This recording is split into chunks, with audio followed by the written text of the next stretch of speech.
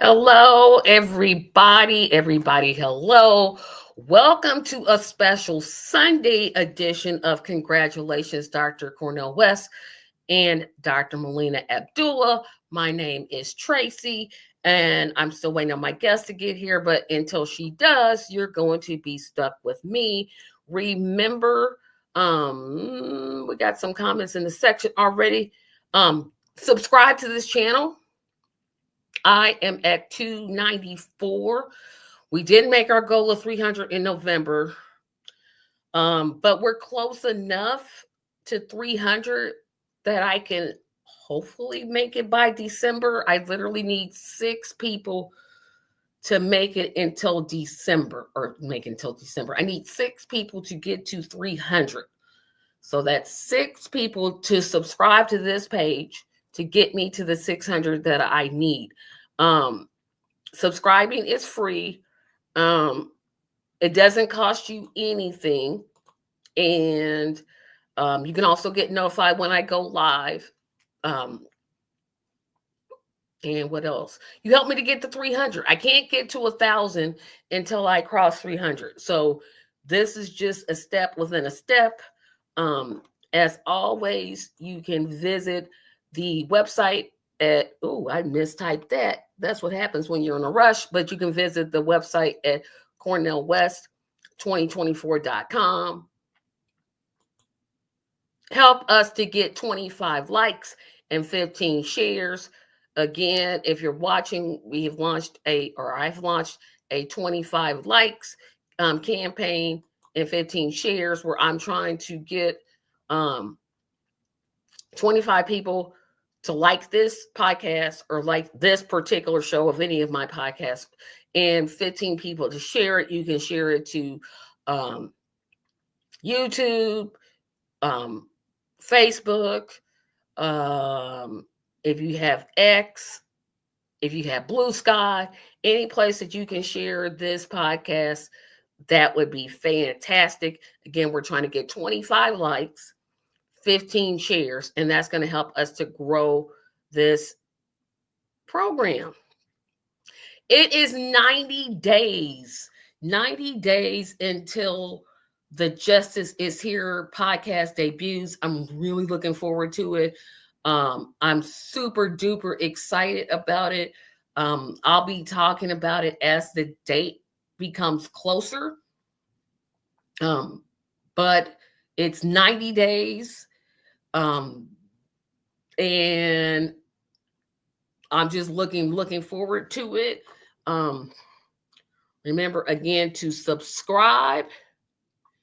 Please comment, because obviously I'm going to be here by myself. So yeah, I know I struggle when I'm by myself. I don't do very well when I'm by myself. So I need as many comments as I can get. I'm still hoping my guest comes. I haven't gotten a response yet, so I'm going to assume no. But please comment.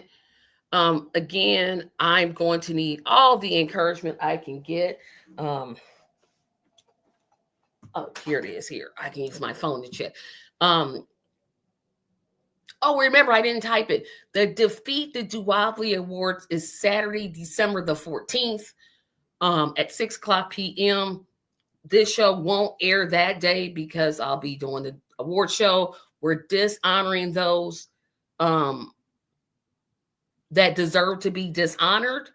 And again, please comment. Again, I struggle by myself when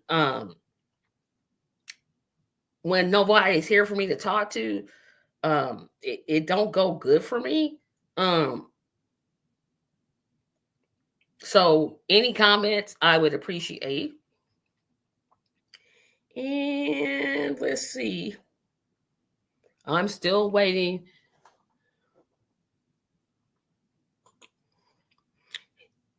Hello, Rue, by the way, MC. Hit that like button on the way in. Please do. Again, we're doing the 25 likes, 15 shares campaign.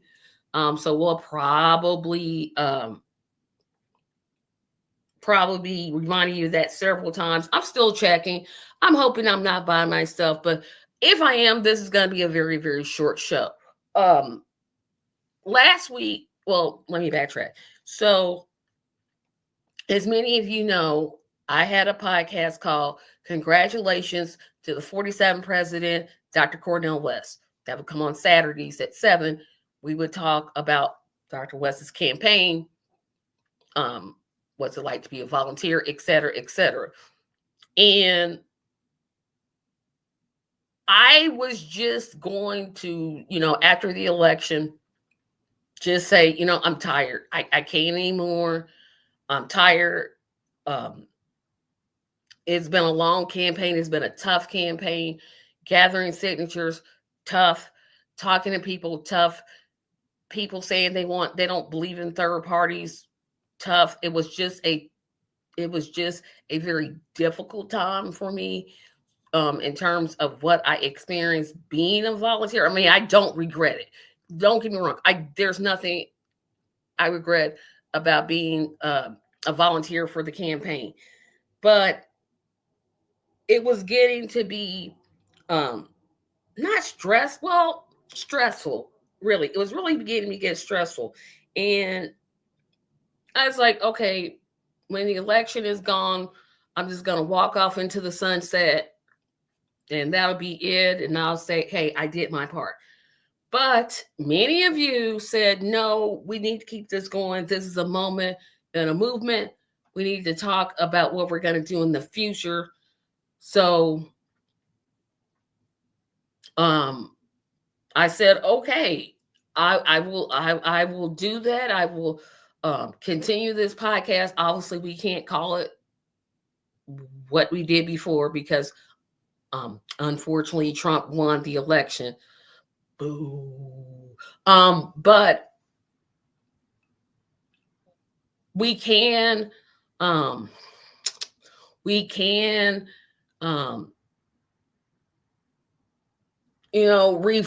it and reimagine it. And so I said, no, let me just come up with a new name and a new purpose. So March 1st, 2025, the podcast Justice is Here will be launching. It will most likely be every other week, unless like every single state has a Justice for All party. That's pretty much the only way I could see myself doing it every week. So it will be March 1st, then the 15th, then the April, May, et cetera, et cetera, et cetera. So the question then became, well, what do I do till then? I know my Saturday show is where I get most of my views from. And so I was like, well, I'm not letting that go.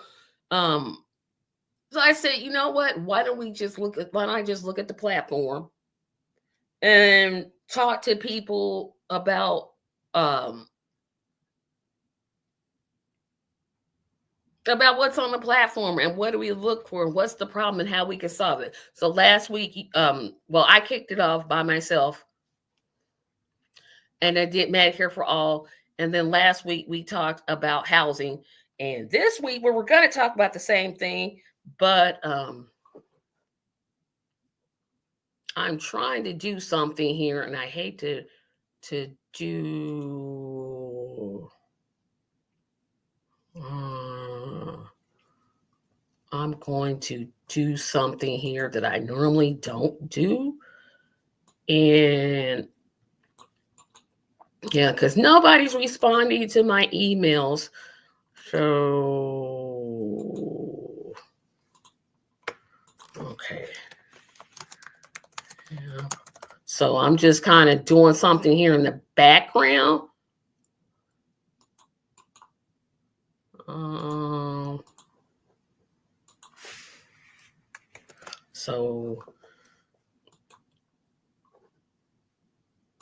And I appreciate your patience. And this is what happened. I literally just got in the door. Our church had a Christmas concert, and I just literally got in the door from that. So I'm all out of sorts. So like I said, I literally just stepped like right into the door. So let's see. Trying to figure out what today is. We talked about housing. So women's health care. Okay. Ruth, by the way, you might want to check your email because I just sent you something. So I'm going to skip the women's healthcare topic because I don't have anything to say more about that, especially with what we talked about in terms of how really neither party wants to talk about. Well, they just let me backtrack because I can barely speak. So women's health care is used as a crutch issue. And neither side wants to do anything about it. So it's hard to. Okay, so you said you got nothing. You know my email, right? So tell me if you know my email, because I'm calling you by your government name. But Rue, by the way, you know my email. So send me an email really quick, and I'll send you what it is I'm asking you to do. Oh, Slack. Ugh, I don't want to do it in Slack because I forget what your name is on Slack. I just know you by Rue, by the way. So you gotta tell me what your name is on Slack. I'm sorry, everybody. I just literally just got in the door, and it's like everything is showing for me. Okay, tell me who you are on Slack, and I'll send it there. I want to talk more about housing. Like I said, we know that women's health care. Yeah, okay, I just sent you that email. Okay. Okay. So let me.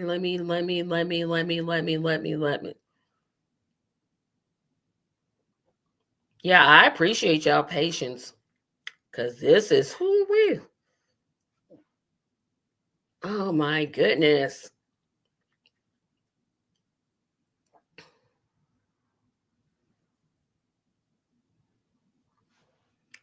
Yeah, I know.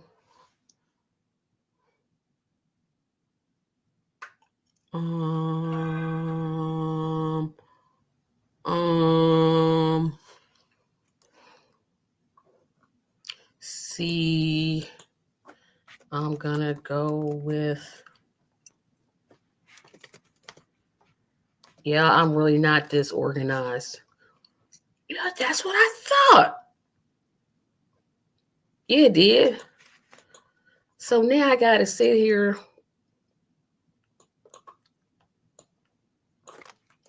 See.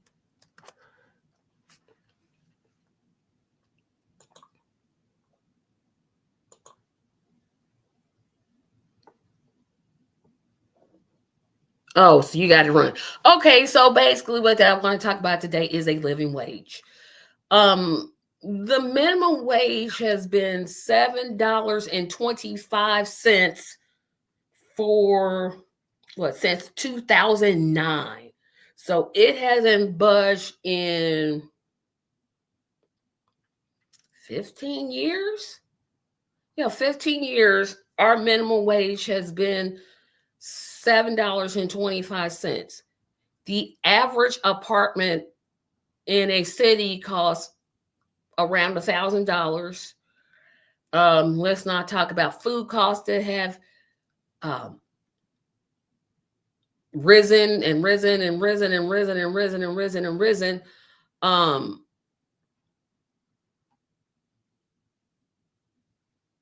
It's not the wages are not keeping up with the demands. um, the outgoing administration, as you all know, had proposed, well, not them, but it came through Congress that we would have a $15 minimum wage. Not enough, in my opinion, but hey, it's better than $7.25. Um, that was voted against by every single Republican and 8 Democrats, who voted against a $15 minimum wage. Now, keep in mind that people in Congress make $174,000 per year by just being in Congress. And also keep in mind that most of them are millionaires. So apparently they think it's a-okay that they get to make um, millions of dollars and the rest of us have to struggle. Um, and it's just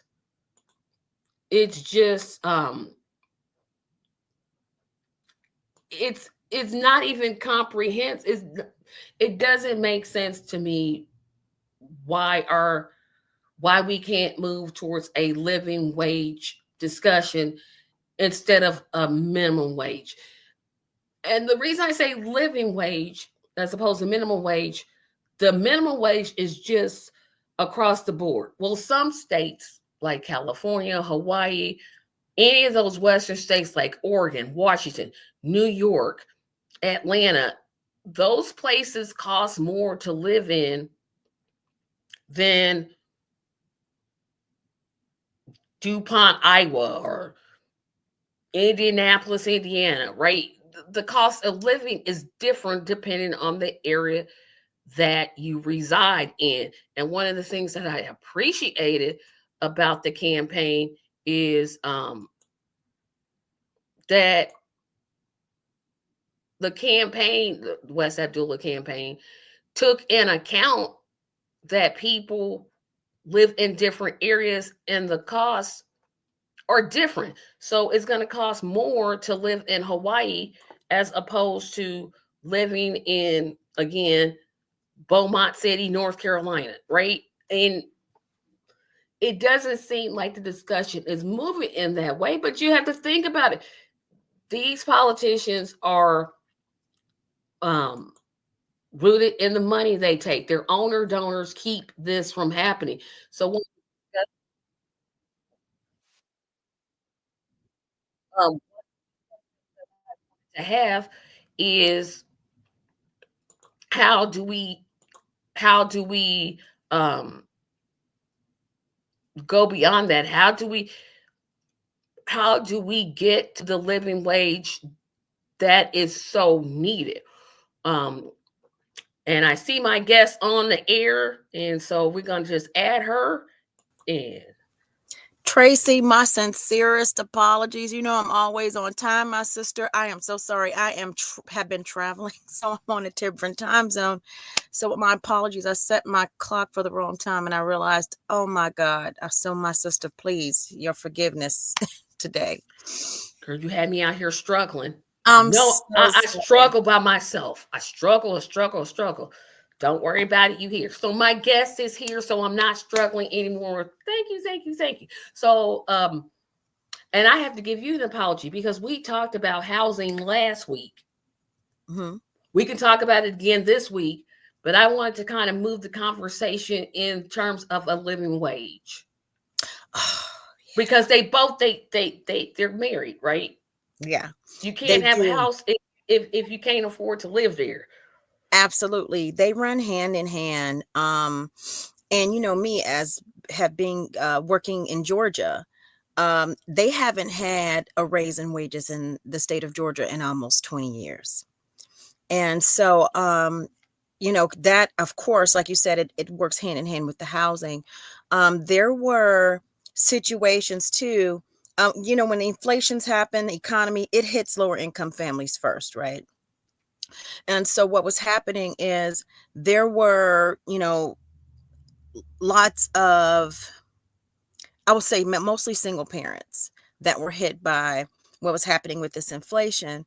And because there wasn't a raise in or income increase in wages, they couldn't fight this inflation. So there have been this large influx of evictions and homelessness, across the country. And what's so bad about it is, it's like it's going to hit low income families, um, maybe, veterans that don't have higher incomes, and then single parents, specifically single mothers. So, like I've shared before, even in meetings with Dr. West, that, that the, there were moms that I would see, right? And they would be at these gas stations or certain places pandering for money just to get some help to get into a hotel. And people would say, oh, well, maybe they just need to do this and maybe they just need to do that. There is no way to come back from something like this when you don't have an increase in wages to fight it. You can be working, and all across the country, everybody's working 2 and 3 jobs.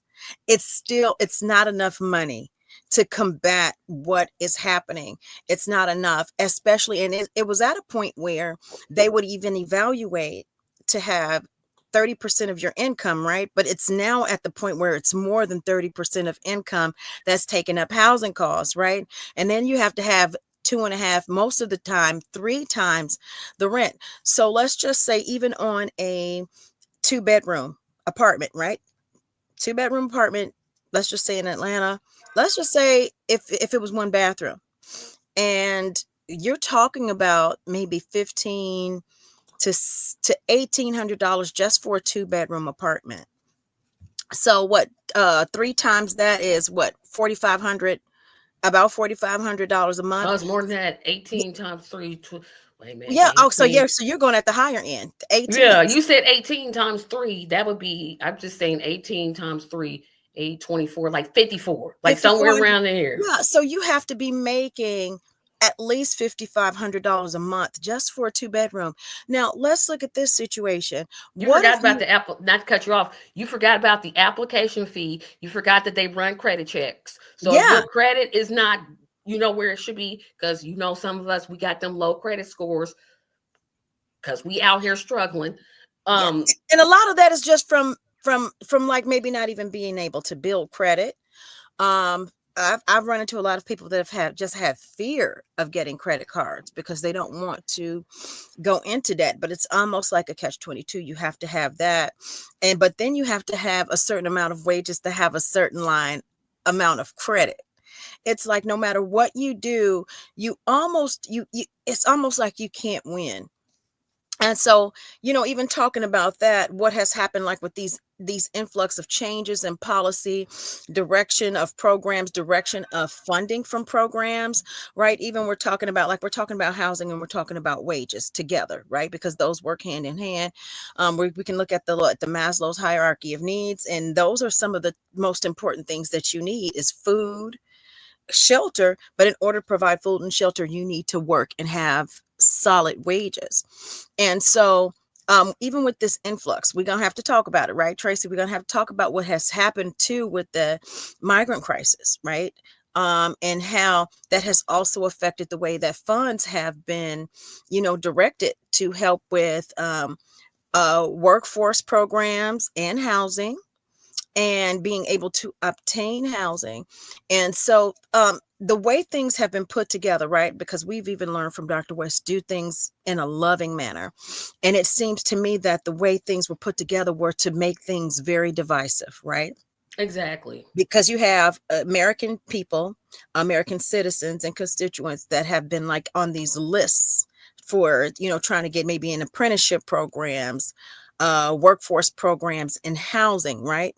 And then, as of course, housing, housing programs can go from 2 to up to 25 years, depending on what city you're in, what location it is, and just maybe what type of area it is. And so to have this influx, and then have, them, prioritizing where they were immediately getting things that constituents, to me, that is not a move where you're trying to have unity, right? To me, that's a move of disunity and divisiveness and separation, where you're causing friction on purpose, because there is no way that these people working with these top economists, right? You're working with these top economists, you're working with these professionals, and they don't know that this is going to cause divisiveness. The parties are paying people to give them advice. They're paying the subject matter experts. So to sit up here and think that it wasn't going to cause some type of friction or divisiveness, to me, is I think it's almost like, well, the people are really not going to catch on, but the people have caught on. See, you again, I always say my guests are they're more articulate than me. They're a lot nicer than me. Because here's what I'll say, they did that mess on purpose. Because Mm-hmm. I don't know any, like I'm not stupid, but I don't mess around with high dollar works. I just get it Right. right down to the get to them. It's an Mm-hmm. intentional thing. And when I hear people talk about, oh, well, the immigrants are still much. First of all, we messed up their countries. So naturally, they're going to come to a country that has more because that would make sense. I'm saying my solution is stop blaming the immigrants. It's the corporations paying them these low fees. It's not them. They're trying to take care of their family. Um, and we need to stop blaming them and blame the source. The source is the government. The source is the government that's allowed them to jump the system. It's not them saying, hey, can I jump the system? It's the government that's putting them in that place, like you said, to cause division. Because if we're fighting against each other, we're fighting the wrong people. Right. We need Right. to be fighting the government. The system. Right. And this is how I look at it too. Like we have the Republican Party, we have the Democratic Party, we have these parties on two sides. And I do believe, like, still with what we were trying to do is let the people know that you are the third party, right? The people, you are the party. You are making um you know you making this country what it is, right? And you need to let them know what your demands are, what you need, and you need to stand on it. I want to go back to something I know that you had mentioned before, when I in a podcast, is that people were always choosing these lesser of two evils. And again, like I said, it doesn't matter. There's evil is evil, regardless of how we look at it. And to cause this level of divisiveness, we all want the same thing for our families, right? We want the best for our families. We want opportunities. But when you cause division and chaos, right? Chaos makes money. And especially in capitalist society, in a capitalist government, chaos always brings money, right? It fills up jails, gun, uh, gunsmiths and gun owners and gun makers, they make so much money, like increases. So creating chaos always gives money. It's almost like in it being in a different dimension. Sometimes when you can see those things, you can see, like, people say, oh, these are going on, but we're seeing right past that scope, and we're seeing the person behind that telescope that is creating all of this chaos, the person or the systems or the corporations that are creating this chaos. And that's another way to do that, by is what causing problems with wages, which in turn causes housing problems, right? Because when economies, and some people get on their last leg, what do they start to do? They become desperate, right? They might steal groceries, they might try to steal Pampers. The dumbest thing to me any judge could ever do is convict someone for stealing Pampers from a store. That's the dumbest thing. That's just one of the most nauseating things that can happen. And recently those things have happened. I'm bringing these things up because these things are happening with people because they are desperate. Even in desperation, people do, but what is the point in putting them in desperate situations, right? Because you create that chaos, because you've created this funnel. There's this funnel of money that comes from the chaos. Right. And I was saying, when I was on Struggle Street by myself, that really when There's a difference between a minimum wage and a living wage. A minimum wage is just from Alaska to Florida, Yeah. 725. Yeah. Hasn't budged since 2009. That's the last time we had, I think 2009, we had an increase. And a living wage, which is what I'm for, takes into account, hey, Hawaii is going to be way more expensive than Indiana. It's just going to cost more.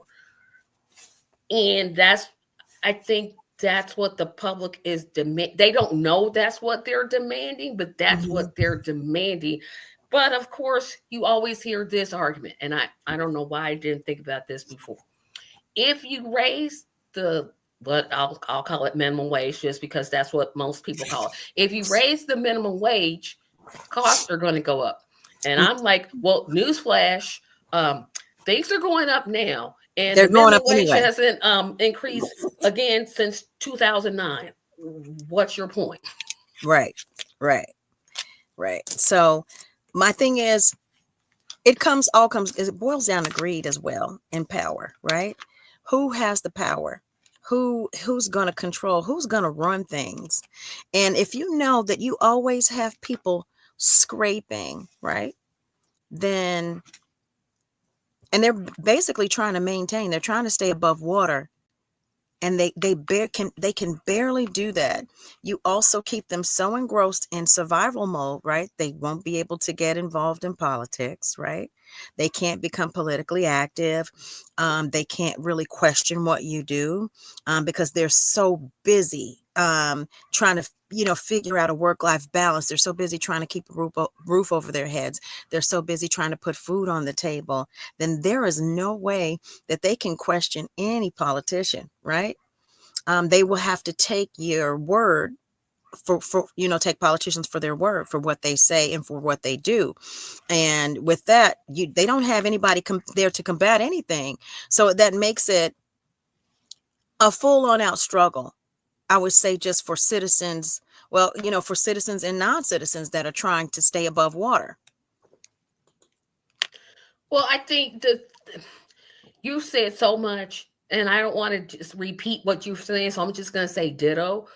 Um, I'll say this, and not to promote my own blog, which I actually created a blog. It's like there. I didn't put the link in here because, again, I literally got in the door at 7, so I forgot all about my blog link. But I think that's part of the reason Trump won Mm-hmm. is because the the Democratic Party, they literally snatch defeat from the jaws of victory. Yeah. Like it's lit like the American people are saying, hey, stuff costs too much. We're struggling. We need more. You want to talk about, although I think women's health care is an important issue.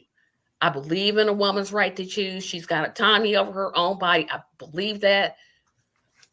But most people, they not trying to hear that. They trying to hear gas is high, rent is too high. Don't Groceries. grocery. Don't talk about getting a house. I just got a house last year, and if I hadn't went through a community program to get it, I wouldn't be in this house. I would still be in the apartment that I was in last year. So also, like Tracy, let's think about what the impact of the funding for those programs would be, right? Because the funding for those programs has not increased a Right. whole lot. It's still those first time home buy programs, 10 to like $25,000 that'll help you put down on the house. But right now, that's not a lot of money. Nope. Now back in, let's say, maybe even only about 2, 3, maybe 3 years ago, right? That could have been like 20% down on the house for you. But now with this inflation, right, for a house that is what was 250,000 to go up to maybe 375. This is where we're at with this inflation. Like some home prices have nearly doubled.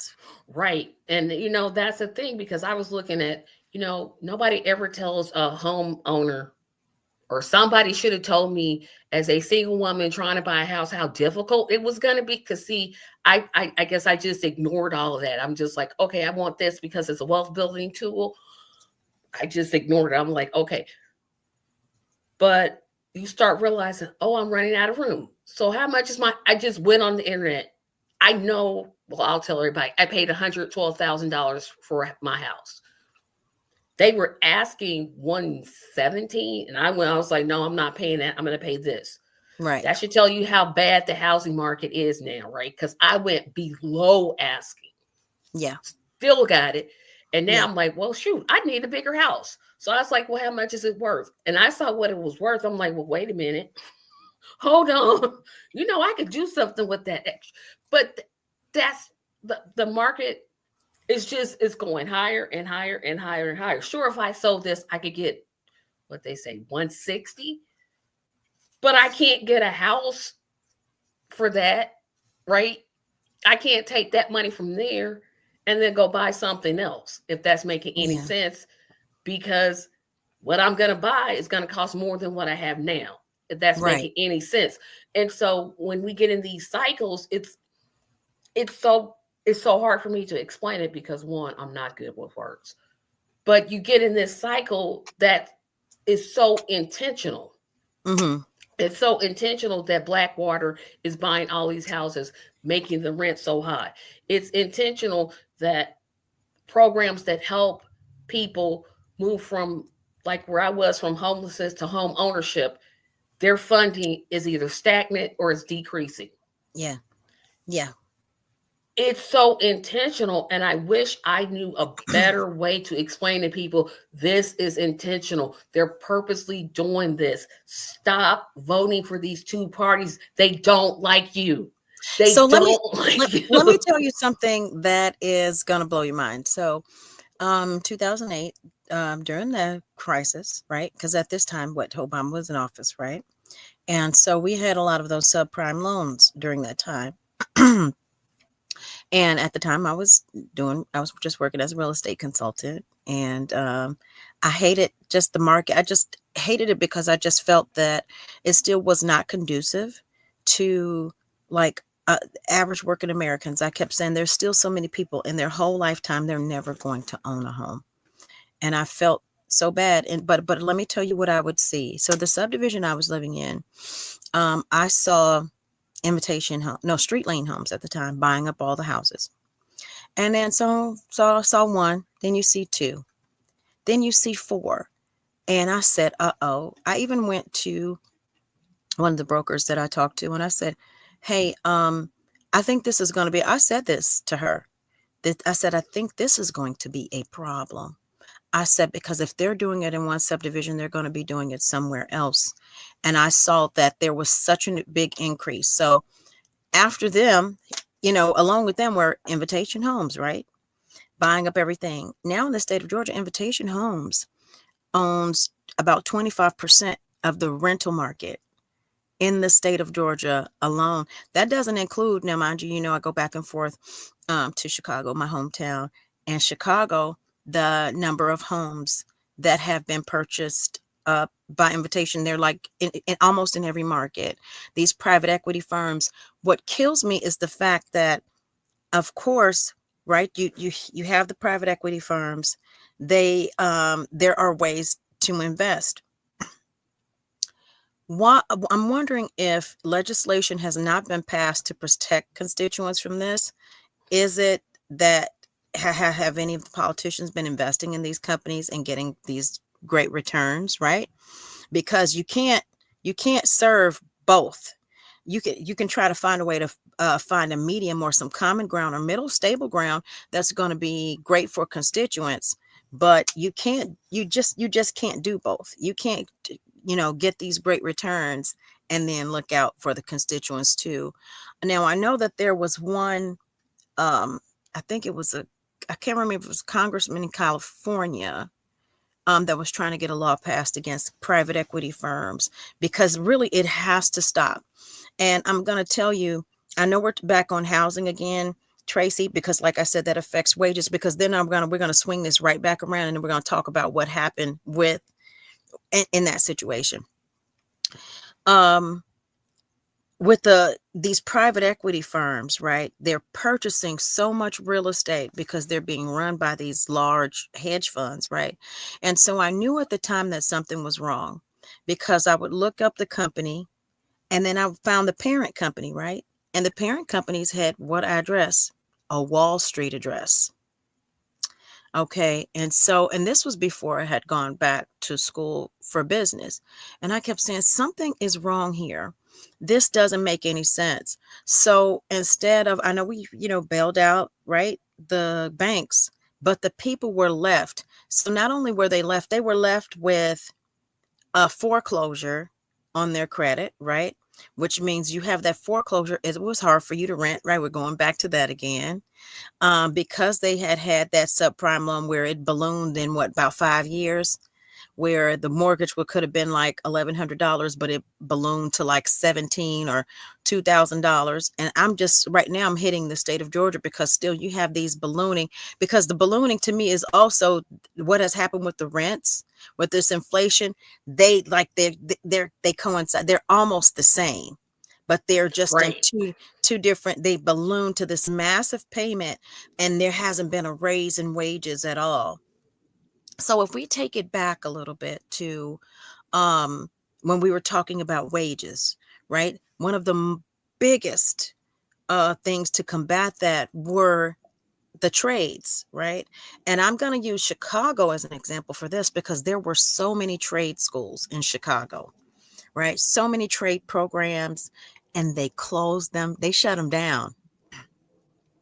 I would say maybe about 25 years ago or so, they started, maybe 20 years ago, they started shutting down. Maybe it could have been a little bit longer than that, but they started shutting down all the trade schools and these trade programs. Now, and these trade schools, they were everywhere. And then it got to the point in the trade where it's more difficult to get in for a long time, where you had to apply to be an apprentice, right? And you had to apply to get in these trade and apprenticeship programs where they would make you take a math exam. They started, do you see where I'm going with this? And Mm-hmm. then so you could still pass the math exam. I know so many people that were passing these tests and they still were not bringing them into the trade programs. And then again with that, math is not my testimony, right? Some people just they don't test well.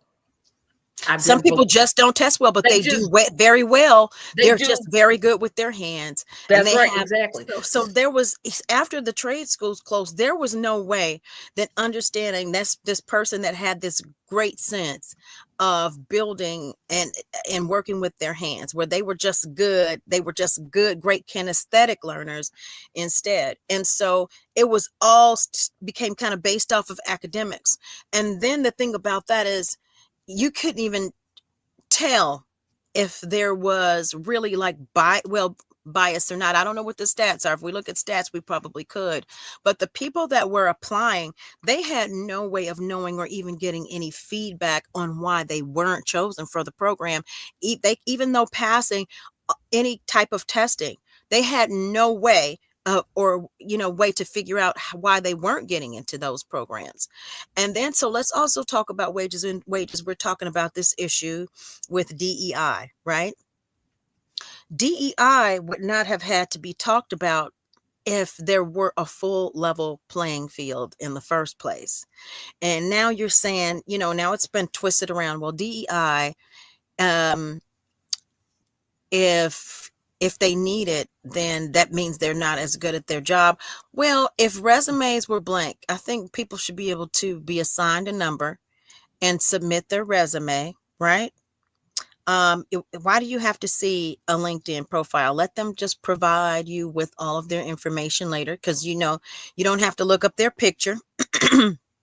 Excuse me, and all of that. And why not just look at the resume first? Get a number. Don't even have to have their name. And I think that uh, would be just a totally different pool where it could possibly eliminate any possible bias. Because there was even some recent stories about people applying to certain positions. And then once they changed their name, they were able to get the interview.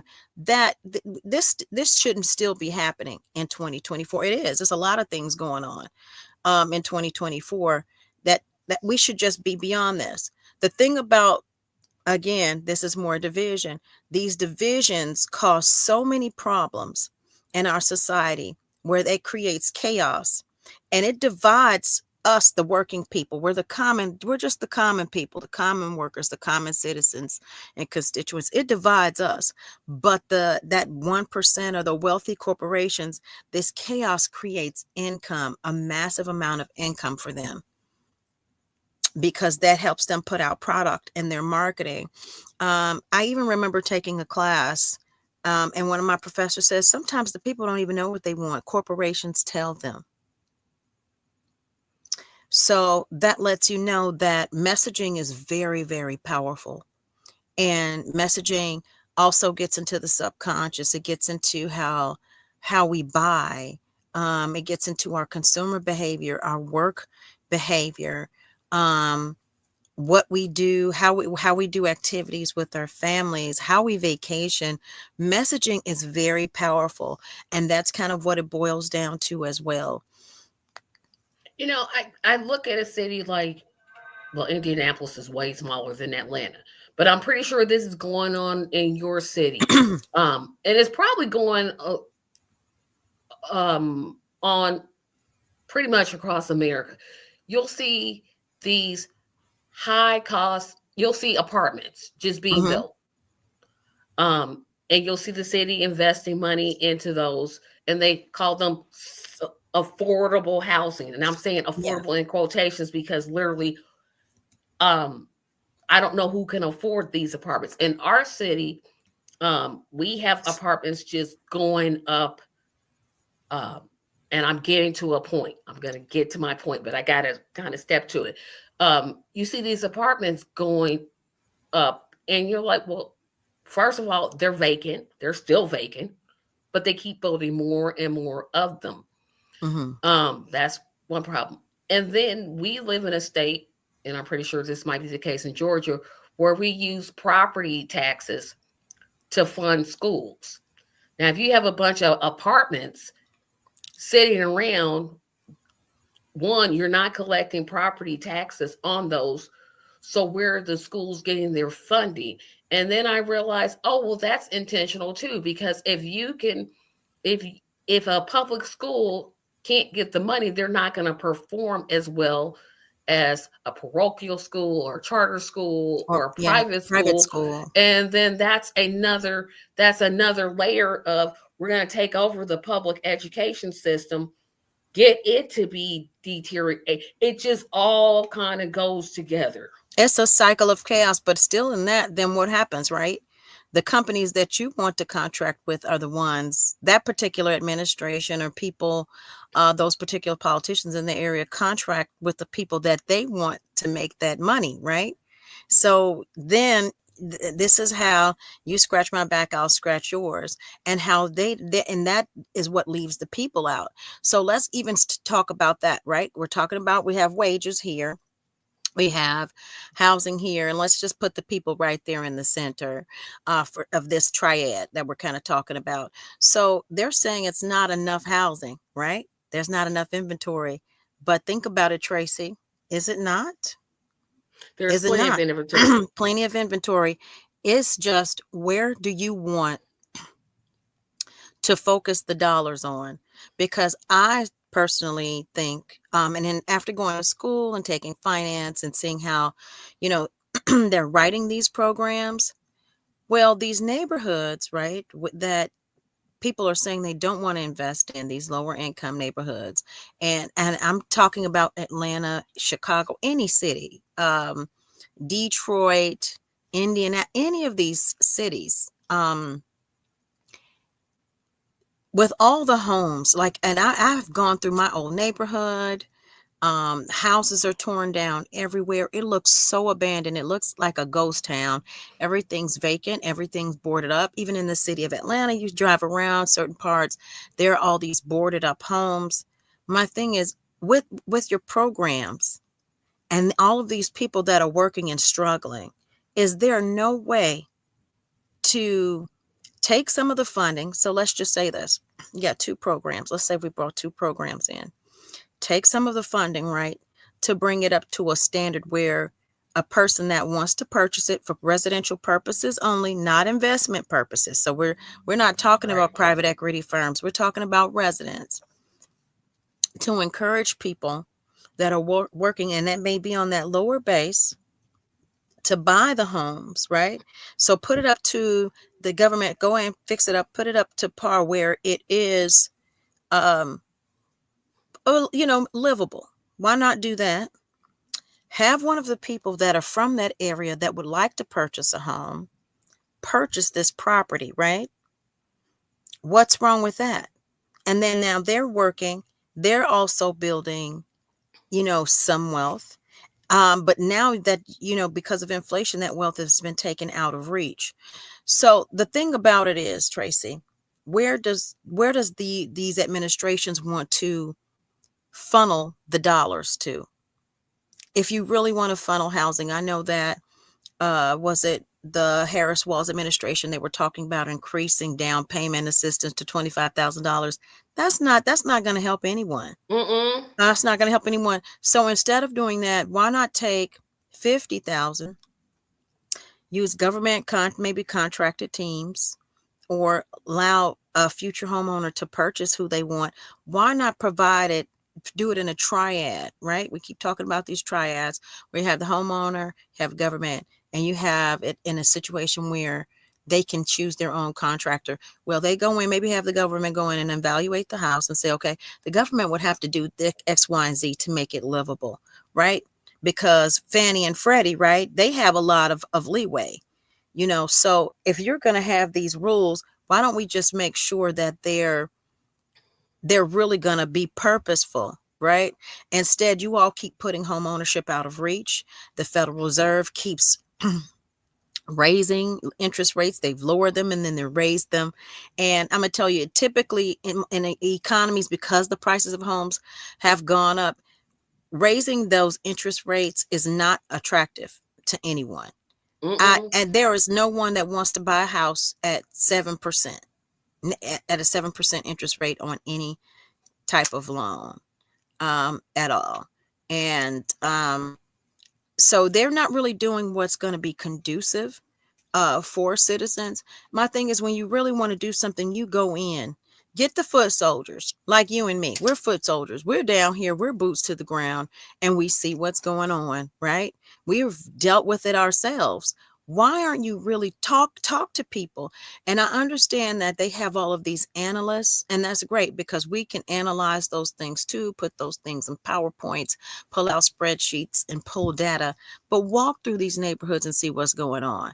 Okay, and just because this mother or this father, they've been working at Chili's and McDonald's for the last 6 or 7 years, doesn't mean that they should not be able to purchase a home.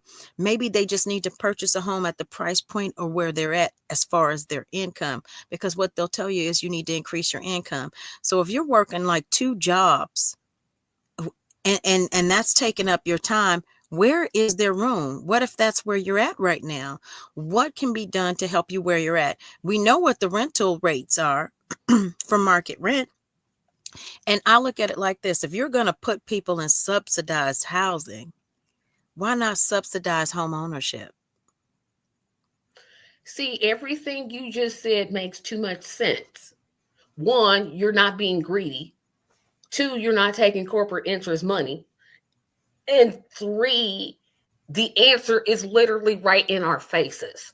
Like, Yeah. it's literally right there. But you have, first of all, she wasn't building 3 million houses. Um, don't some of y'all can mess with me later because I'm still happy she lost. I'll say it. I don't care. Ha ha ha.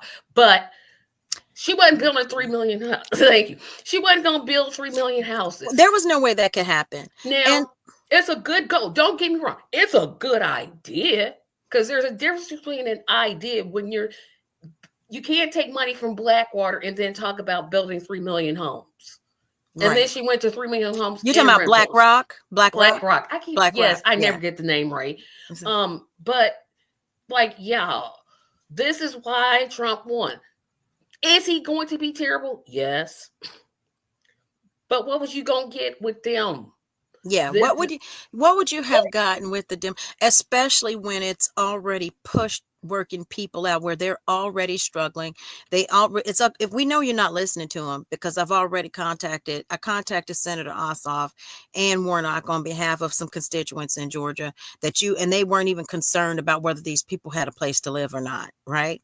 And then you could go to churches. Churches were also running out of their resources and their funding And for one of them specific. is a pastor, but I ain't gonna say nothing because I just got home from church. But I'm just saying. Right. I'm just saying you got the title. You might want to step up to see. I don't want no. I'm gonna put myself Right. on mute. Well, don't get me started with that because he took $700,000 from APAC. So anyway, uh, And no, it's in the Bible. You can't be taking bribes. Come on, so right there. so that he's yeah. So that's a whole nother show, sister. We could go down the line and go over every politician that's taken this money and then people don't see that. Yeah. So, um, and the constituents, they don't see that because once the super PAC pays and they get them to do what they want them to do, they don't realize that even with these parties that the super PACs are doing stuff to undermine and prioritize themselves. It's because they don't see those going on because the super PAC stuff, they going through the legal system, right? And they're not being publicized. That's the thing, that we need to start publicizing these how these super PACs are trying to take other justice groups that are really looking out for constituents to court to do the right thing or to get things put in their favor. That's what needs to be publicized.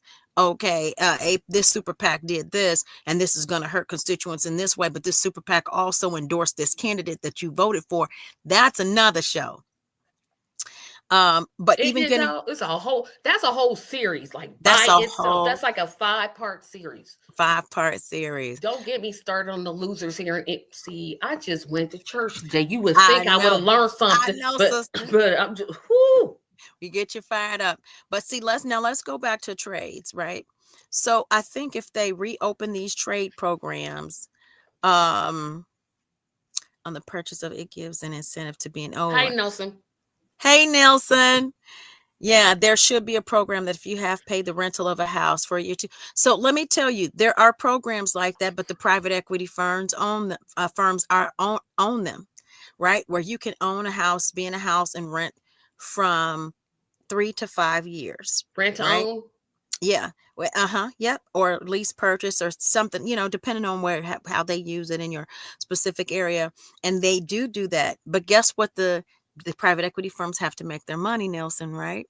So what they do is they give you a certain amount of time to purchase the house. So I think in the first 2 years or 3 years, it may vary. If you don't purchase it, the cost of the house is going to increase, right? So, in 3 to 5 years, it increases and increases more and more. So the longer it takes you to purchase the home, the more it's going to be. Now, let's look at it this way. Instead of the private equity firms doing it, would it be better for nonprofits or the government to be doing, to do this? Would it be, how would it be balanced where there's checks and balances enough where it's going to protect the constituents that are purchasing? How can we put something in? And so that's the question, because I always look at the tools. You have to look at the financial tool, but you also have to look at the steps that's going to, for purchasing, and if it's going to be conducive to the potential home buyers. And so there are programs like that, but the private equity firms run them. Now, years ago, a lot of private owners would do lease purchase programs like this on their own.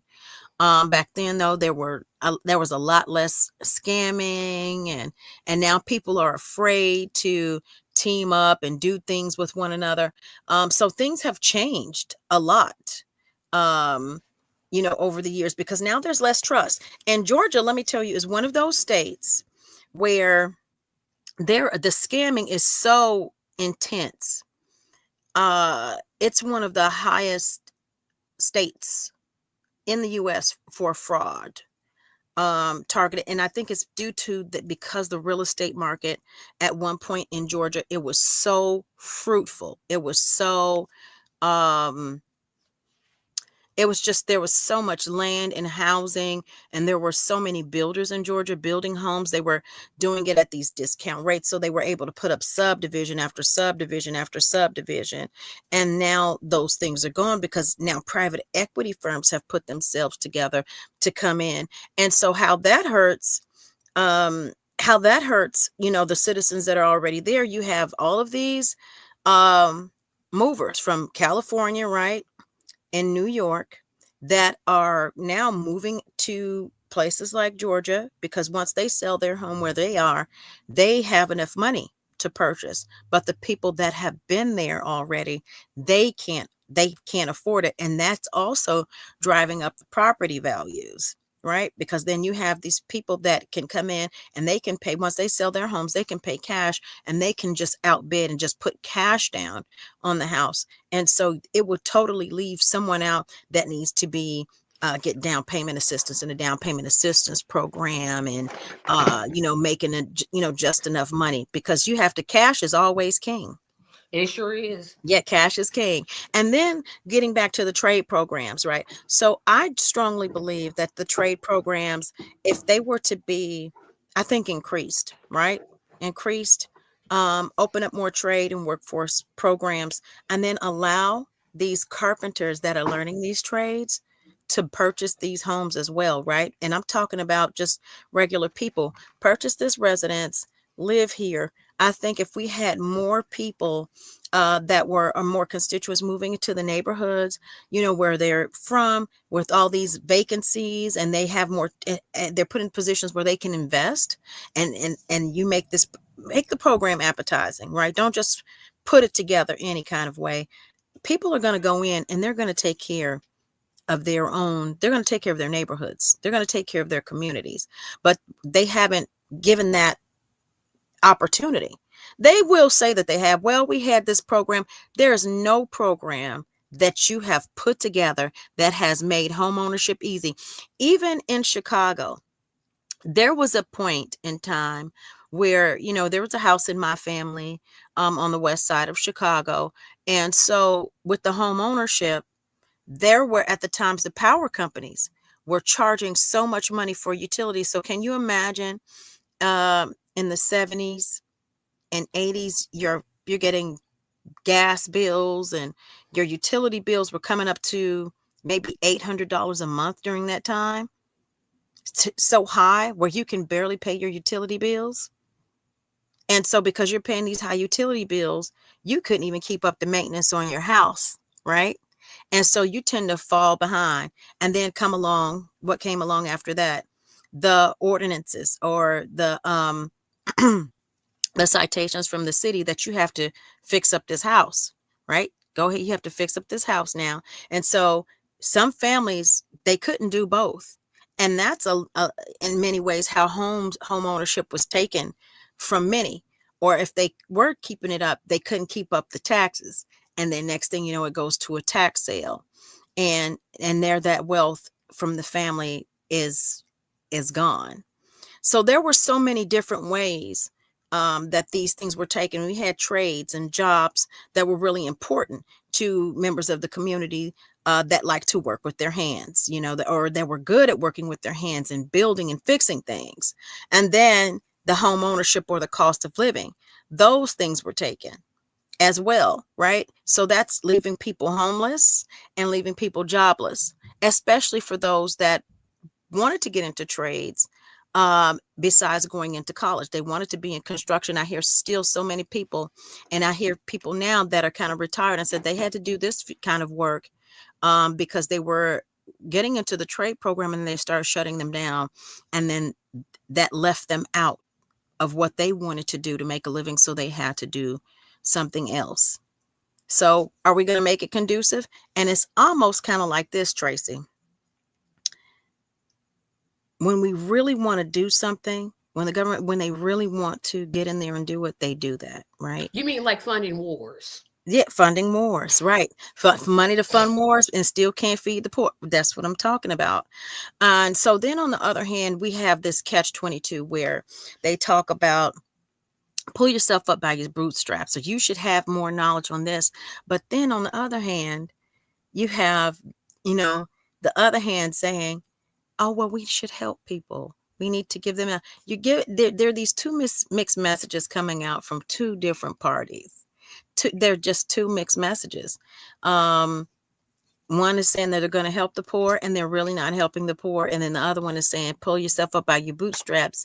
You should have a lot more, but there's not enough programs out here to learn the trades anymore, to learn the trades that you want to learn. And so what they have even tried to do is put these programs in a format where you have to almost go to school now and get this full financial aid instead of the government even subsidizing these programs anymore. When trade schools closed, they saved a lot of money, but then those jobs and those skills that are highly needed in every community. So can you imagine a lot of the trade schools in, like, and I'll say even in Chicago, because Chicago was known for trade and for the amount of trade programs that they had open at one time. It's like everybody was going into trade. They were becoming, that's why at one point there were so many mechanics, carpenters, and some electricians and things like that. But when you take those things away, the people that live in those communities, that grew in those communities, it makes it harder for them to give back in the way that would have been more fruitful and benefit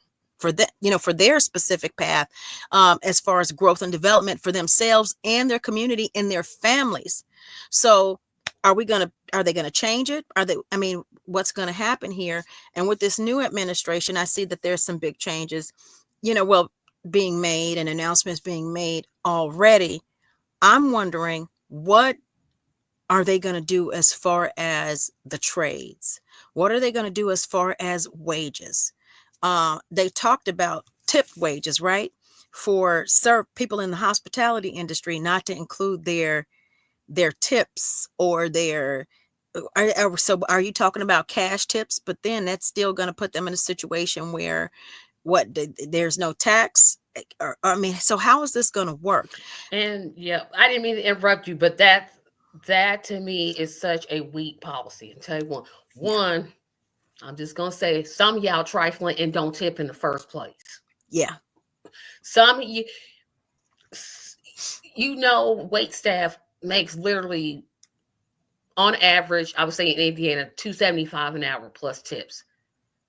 They could make anywhere from $0 to $50 or $500 or whatever they get. They're not always getting the same. They don't get the same tips every single night, right? Because Yeah.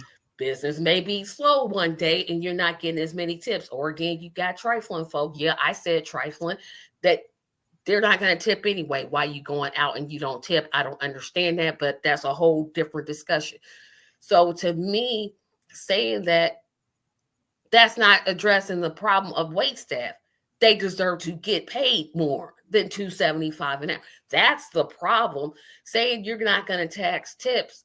Well, okay, if you're not getting tips or the tips are low, or in a situation like at a lot of Starbucks, they'll put the tips all together and divvy them out. What if that amount is low? So for me, that doesn't solve the problem. Problem is they're not making enough to live in the first place. Right. So let's even talk about that. And it depends on what part of the industry, right? Because when it even comes to hospitality, you have fast Oh, food. let me backtrack because somebody said I need to learn the history of tipping and why it exists. I know people deserve to make more than $2.75 an hour. That's what I know. Now, do I know the history of tipping? No. Should I? Yes. But people deserve to make more than $2.75. I had to address that. I'm sorry. Sometimes people they want to test me, but that's Well, okay. it's okay. Yeah, it's okay. We're going to get people like that. So let's even talk about tipping. Let's talk about the industry as a whole, right? So we're talking about hospitality.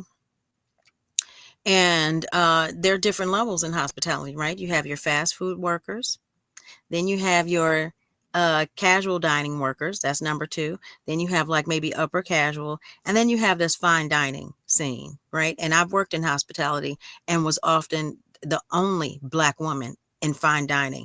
And I'm not talking about being a hostess or working in the kitchen. I'm talking about being in the what we call the front of the house, which is work in the dining room.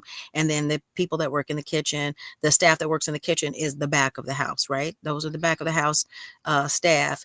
And often there's so much even bias even in hospitality, because when you get to the fine dining scene, right? Um, Typically the tip pool is a lot higher. You make more money, but you may not often see a lot of us everywhere you go.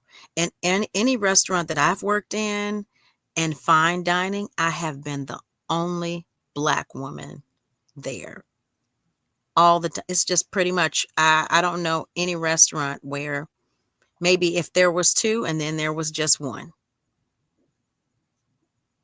Yep, that's a whole nother problem. That's why I'm so against when he said that, and then Harris gonna go steal. Like she came, girl, you stealing bad idea. If you're going to steal an idea from a campaign, at least Hmm. steal one that makes sense. Like, oh, okay, that works, so I'm gonna take it. Nope, you stole Yeah. the dumbest thing he said. I'm like, no. Of course, Yeah. I'm talking about casual dining because that's all my budget can afford. I'm not Yeah. talking about that fine dining experience where sometimes they'll include it in the price of the meal itself. I'm talking about IHOP, Denny's, Waffle House. I'm talking about that casual Applebee's type of minimum wage job type thing. But it it's it's so intentional. And again, I wish I was a better communicator where I could tell people, Yeah. yo, they don't like you. Stop voting for these people. Yeah. Don't do it. And people are just so programmed, like it's in their minds. I had, because you don't follow me on Facebook, I said, tell me, well, first of all, tell me anything that Harris is going to do for the economy and to make wages go high. People are struggling. I'm looking for a second job, right? I'm not going to get one because I'm like, hey, if I can't make it on one, it's just, oh, well, it's just going to be that. And you may just have to like even cut back. But think about those No, families that you don't can't have cut a back. choice. Well, Not, I'm not a talking cut about back. cut back on expenses, right? If you can. And but think about people that have no choice at all. They have to get Right. They two have jobs. children because I don't have, it's just me. So I can turn the lights off. I could not go out for lunch and eat at home. I could do those type of things. But like you said, if you're in a situation, you have children, well, in small children, daycare is ridiculously. I am not a parent. I'm nobody's mother. I'm never going to be anybody's mother. That that child care, from what I hear what people pay, I'm like, that's the most ridiculous thing I've ever heard.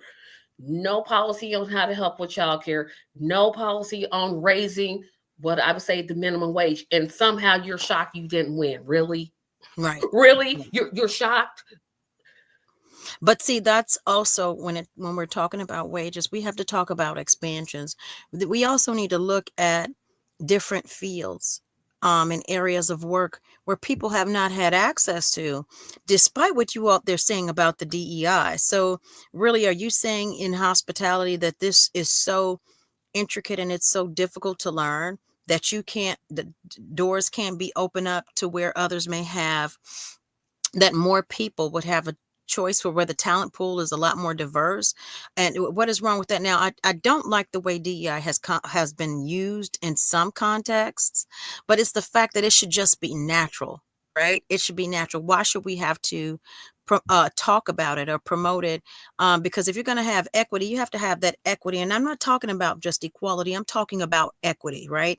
Because when you own a Mm-hmm. home, you're putting equity. There should be equity in work industries. There should be equity in housing. There should be equity in financial investments for everyone. Do we really want to continue to, because without that education and knowledge being given to the people, do we want to continue to have a bigger gap? where richer are getting richer and the poor, because as we see it happening, it's right here in our faces.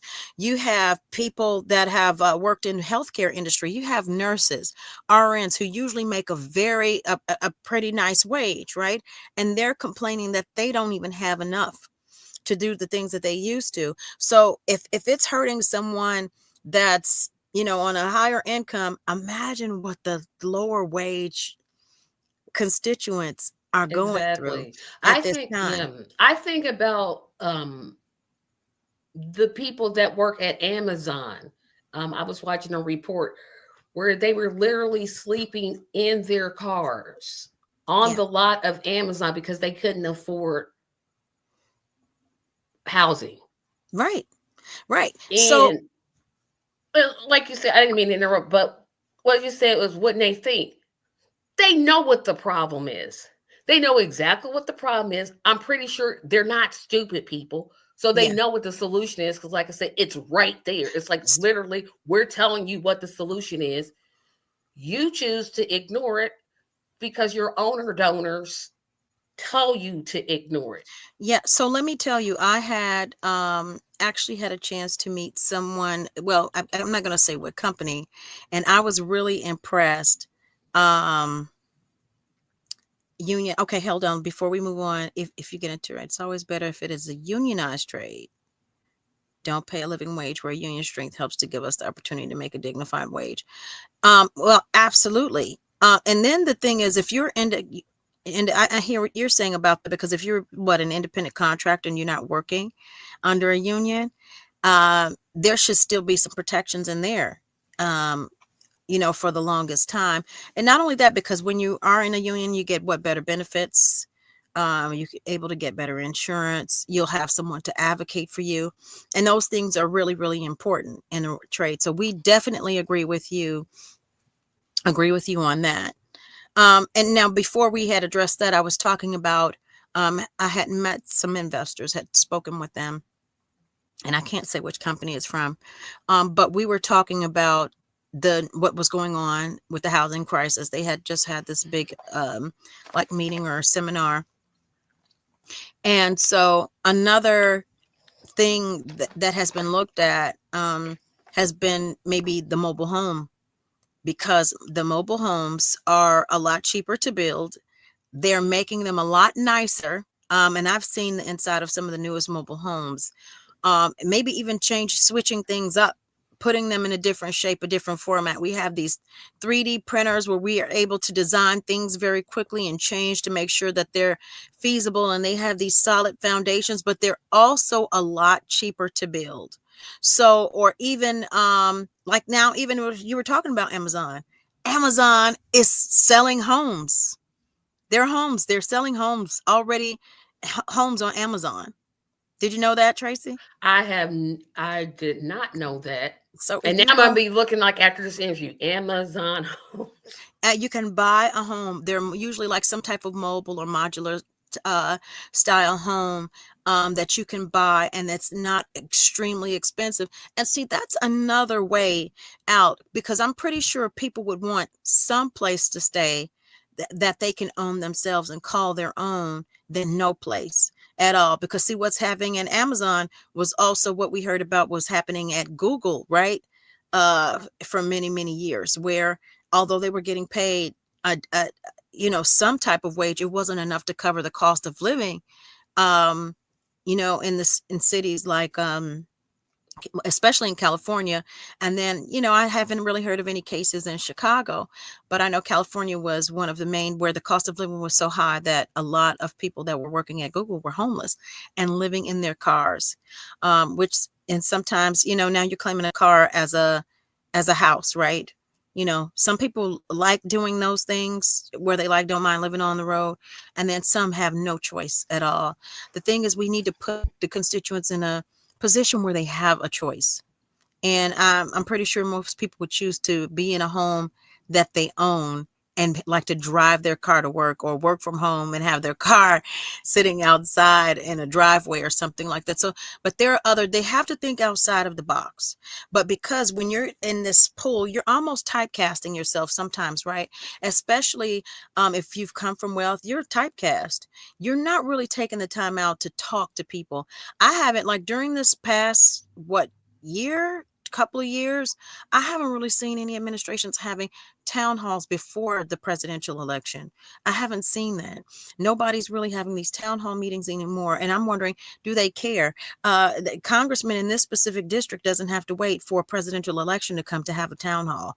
Why aren't they having these town halls regularly to see what people want? Now, in Chicago, of course, the aldermen often hear from their constituents. But, you know, a lot of the aldermen sometimes are not voting even in the best interest because, see, they're trying to get their foot in the door, too. And this is what I want to say to politicians running for office. Don't try to get your foot in the door and gain wealth by turning against your constituents. When these big companies come along and they're offering you stock, right? And because we know that's what happens. We know that you'll get stock in a company to vote to pass laws for them. And then in the long run, it won't benefit.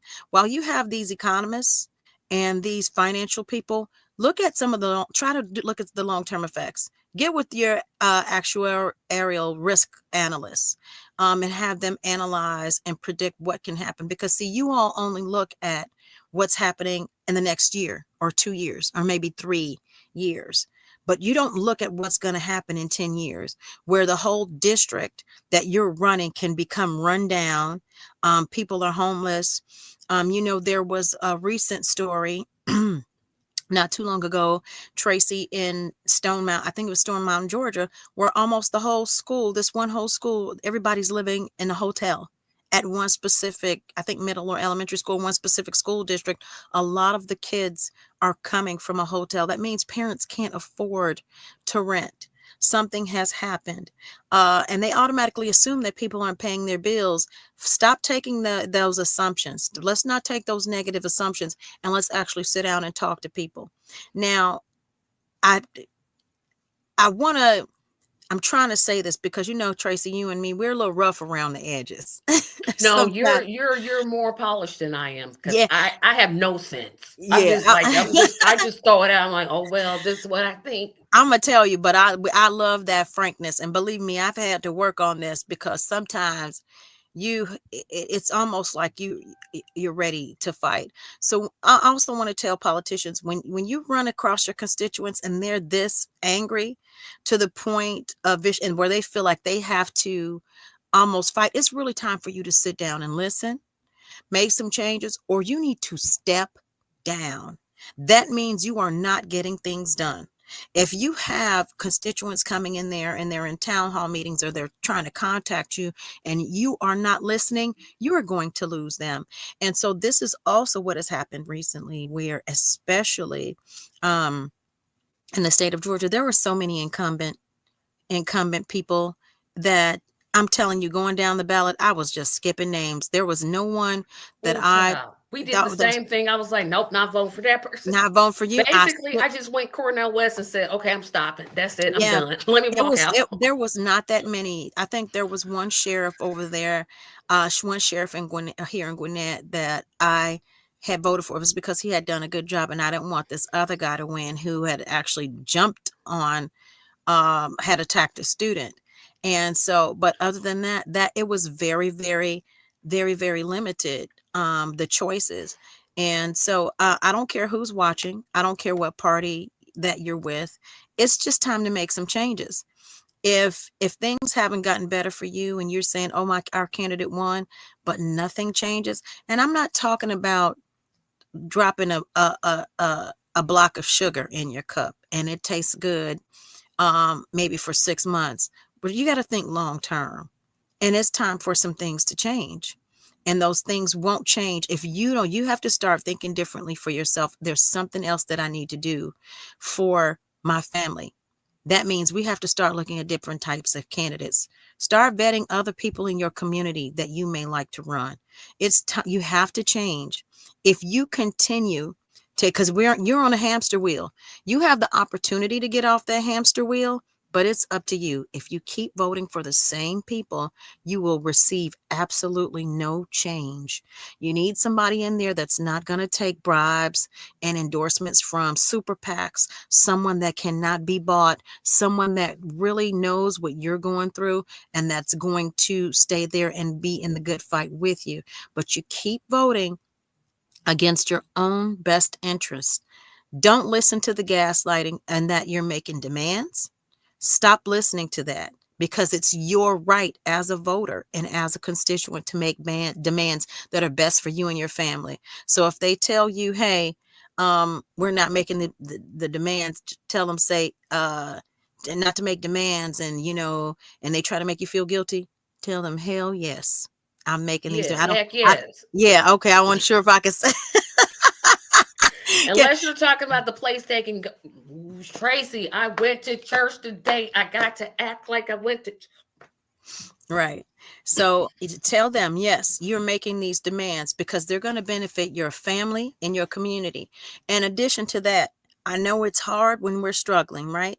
Everyone, it's really hard for us to kind of look outside of the box. But while you're thinking, I'm doing this for myself. Also think about how things can be done to affect your whole community. We have to kind of get out of ourselves because regardless of how they say every man for himself, maybe in some aspects you have to be a little selfish, right? And because you have to have some self-care and some healthy self-preservation. But if you stay so inwardly focused and you don't think about your community, which is what these levels of divisiveness, this is what this divisiveness and chaos does, you're going to always be fighting by yourself. Get with your community, neighbors that you get along with and you maybe haven't talked to. Sit down and talk to your neighbors and see what's beneficial. There's a way to do that without you saying, okay, who did you vote for? Who did you vote? Oh, we're not voting for the same people. No, look and see, say, hey, maybe we need to kind of look into, these are the representatives in our district. These are some things that need to happen. I think these things would be more beneficial. And if it's not immediately the people on your block, find them. Go on one of the meetup.com, and find somebody and find like-minded people and start getting things together. If you don't, the circumstances will not change. You have to change them. I can't stress this enough. You have to change them and stop sitting around and waiting for someone to do it. You have to get up and do it yourself. Thank you so much. And the only thing I want to add to that is, and stop telling people who vote for third parties we elected Trump. Let me tell you something. I'm going way back. I'm going back to the previous name of this podcast, right? That's the one thing, especially Democrats. One, I'm jumping all over the place, but it'll make sense in the end. If you can't tell me, if you can say, well, she's not as bad, that means that your candidate is bad. Yeah. Right? If the only thing you say, well, she's not him, I want y'all to look at me. You're not going to turn the stone. I promise you will not turn the stone if you look at me. Yeah. I am not Donald Trump. I Yeah. don't look like him. I don't have any similarities to him. You voting for me is not voting for Trump. You're voting for me. Yeah. We need to get rid of this. I don't know why people still, that's a whole different discussion. Why are you still voting against yourself? You are literally saying, well, I trust this person who was for Medicare for all, but then she wasn't. She was for she was against fracking. Now she's for you. You're a part of the problem. Fatima said it perfectly fine. The last thing I want to talk about before I let you go, because I didn't realize we were talking this long. I want everybody to look at this because you all see me wear this, right? This is my insulin pump. Okay. This insulin pump costs $3,500. That's expensive, Tracy. Yeah, I went top of the line. Because I could have got the other one, but I was like, nope. It does a lot. If I didn't have insurance, it would cost me $3,500. Wow. If you can imagine a person that has diabetes, like me, because there's like what 43 million Americans that have diabetes and 20 million that have type 1 like I do. Not only do we have to pay for food, housing, utilities, transportation, we have to pay for something like this every single month. Wow. I can't decide between this and eating. I Right. have to eat to take this. If I don't eat, it's lights out. You're gonna be speaking. Well, she was a great person. Yeah. She was great. Americans should not, I don't know why I didn't bring this up until now, but we should not be asking people to make choices between their health Yeah. and living. And living. We should be ashamed of ourselves. And all you people that voted for Democrats, Republicans, you need to be ashamed because literally you said, okay, I don't care about genocide. I don't care that I'm not going to get health care. Let people in the Senate and the House get free health care while I'm out here struggling. This should not cost $3,500. Mm. This should not, I shouldn't have to meet some like outside deductible. I shouldn't Right. have to sit here and think, well, if I take insulin, no, some of us we don't get that. We don't get to have that pleasure. Like most people don't Yeah. have diabetes. You need to be thankful. Be Yeah. thankful because you don't have to pick between the two. I have to eat. You have to do it in order to take the meds. Yeah, because they work Yes, with the meds to keep right, your blood sugar stabilized. Yeah. right. If I just like I said, if I stop eating, it's lights out, right? I shouldn't have to make that choice. I thank goodness I haven't because I know how to use food pantries. I know what to do, but it shouldn't come to that.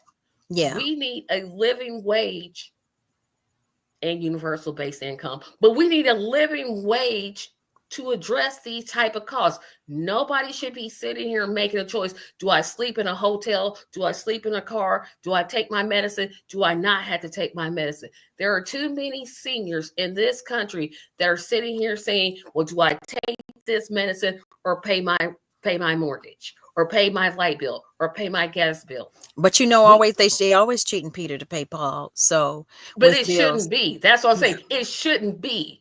We should feel, I know Fatima feels this way, or I'm speaking for you may not. We should be ashamed that there's a senior that's saying, well, I can take half of this pill well, and not pay only the bill. just our seniors and pioneers of the community, Tracy, veterans too. Absolutely. And Some, that one, see, we could go, how you going to make have somebody fight for your country, and then when they get back, there's no reason. If you serve in the military, first of all, they need to be saying, point to a house, whatever you want, it's yours. yeah, Period. I don't care. You don't have to you don't cost the budget. I don't care about the deficit. I yeah, literally give zero cares about the deficit. It could go through the roof. As long as somebody's got a house, that's what I care about. As long as yeah, somebody's getting fed, that's what I care about. So yeah. bump the deficit. I don't care about it. You can't tell me that you're okay in living in a country where we tell young men and young women, hey, you could lose your life, but you also got to apply for food stamps.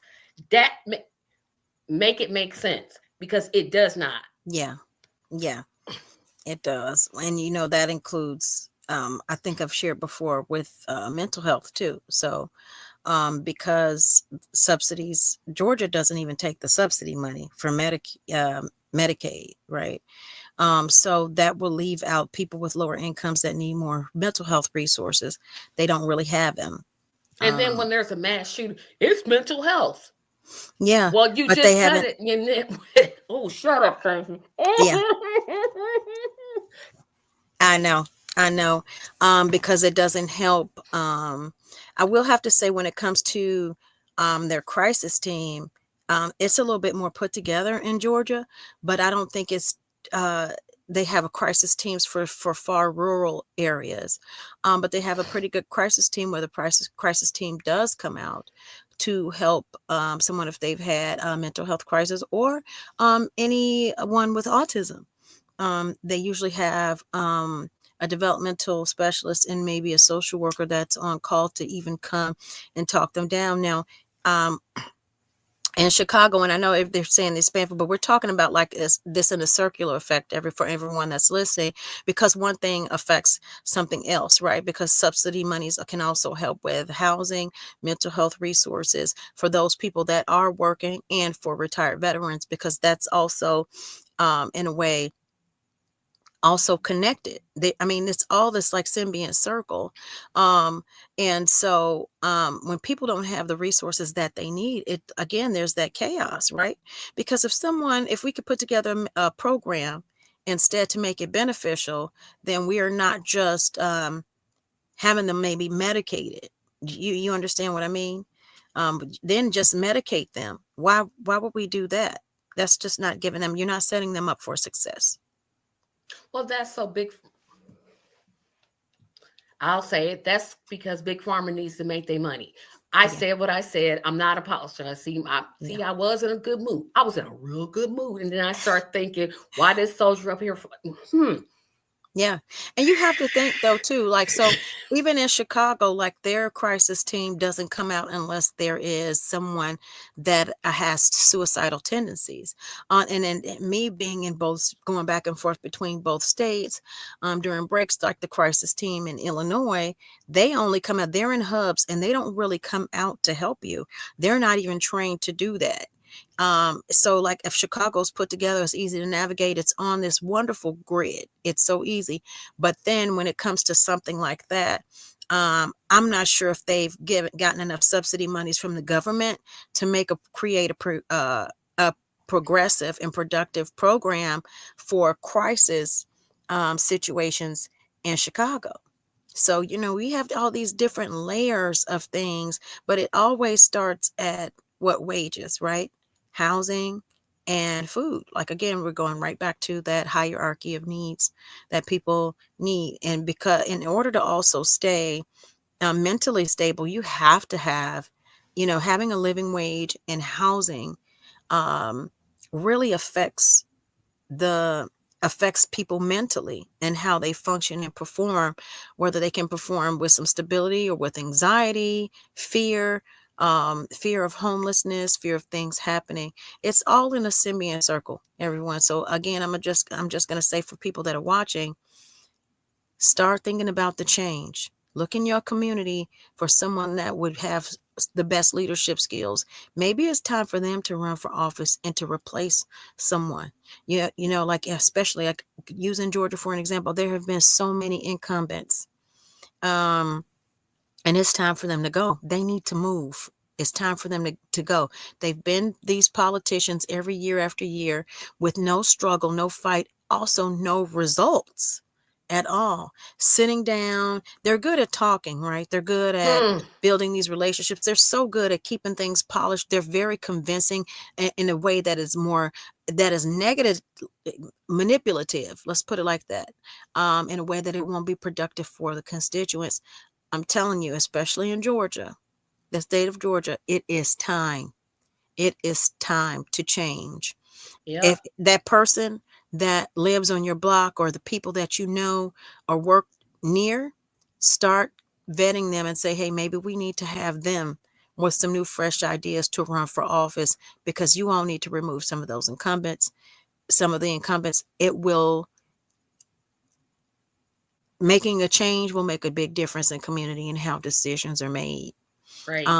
Yeah, so Exactly. I had to And go back to that. yeah, you Yeah, had to. Here's the only thing you didn't add.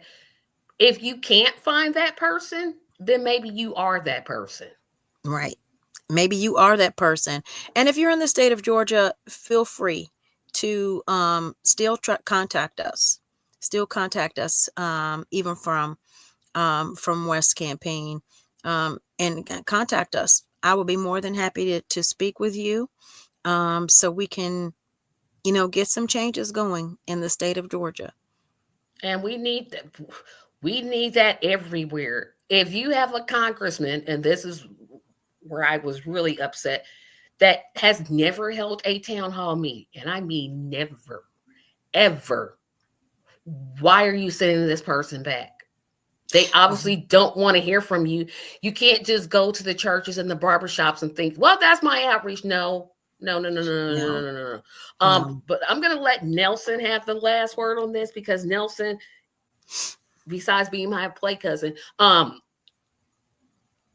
has a better comment than I could have made. We have 4 years, really two, but we have 4 years to get truth, justice, and love party agenda come to fruition for real change to happen. Absolutely. And you know what the part of this podcast is to hold over. I had to do something because I knew Saturday was when most people, I know today is Sunday, but Saturdays are when people are normally used to me coming on and talking about the campaign and talking about, this is a moment and a movement, and extending it.